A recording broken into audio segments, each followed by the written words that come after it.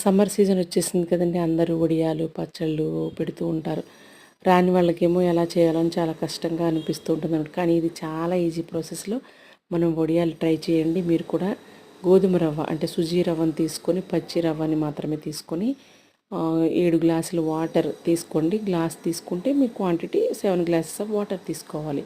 ఇలా తీసుకున్న తర్వాత మనం స్టవ్ ఆన్ చేసుకొని మరిగించుకోవాలి. ఆ 7 గ్లాసుల వాటర్ని బాగా మరిగించుకొని దానిలో పచ్చిమిర్చి పేస్టు, అలానే జీరా, మనకి కావాలనుకుంటే అల్లం పేస్ట్ని కూడా యాడ్ చేసుకోవచ్చండి. ఇలా మరుగుతున్నటువంటి ఈ ఎసరులో మనం గోధుమ రవ్వని ఉప్మాని ఎలా తయారు చేస్తామో అలానే చక్కగా మనం కలుపుకుంటూ రవ్వని వేసేసుకోండి. నేనైతే ఇక్కడ ఒక గ్లాస్ తీసుకున్నాను సుజీ రవ్వని. ఉప్మా రవ్వ అని కూడా అంటాం కదండి. ఇలా జీరా మనకి అన్నీ కూడా యాడ్ చేసుకోవచ్చు.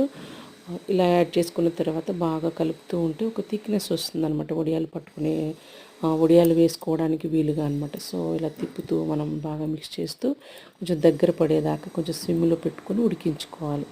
బాగా రవ్వ ఉడికిన తర్వాత మనం పెట్టుకుంటే వడియాలు చాలా వస్తాయండి. అయితే పెట్టినప్పుడు తిక్కుగా అనిపిస్తాయి, కానీ ఎండిన తర్వాత పల్చగా కనిపిస్తాయి. మీకు ముందు చూపించాను చూడండి. సో ఫస్ట్ టైం పట్టేవాళ్ళు కూడా తప్పకుండా ట్రై చేయండి. చూసారు కదా, ఈ థిక్నెస్లో మనం సరిపోతుంది. సిల్క్ క్లాత్ మీద అంటే శారీస్ మీద, సిల్క్ చున్నీ మీద మనం పెట్టుకుంటే ఇవి తొందరగా వచ్చేస్తాయి అన్నమాట. గోధుమ రవ్వతో చేసుకునే వడియాలు చాలా ఈజీగా తీసేసుకోవచ్చు అండి తడుపుకున్న తర్వాత. కానీ అదే వరిపిండితో అయితే చాలా ప్రాసెస్ అవుతుంది.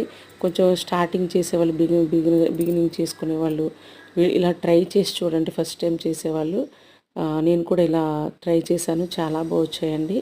వేపినప్పుడు కూడా చాలా బాగా వచ్చాయి వడియాలు. సో ఇలా ట్రై చేసి చూడండి అందరూ కూడా. Thank you so much. Please like, subscribe my channel.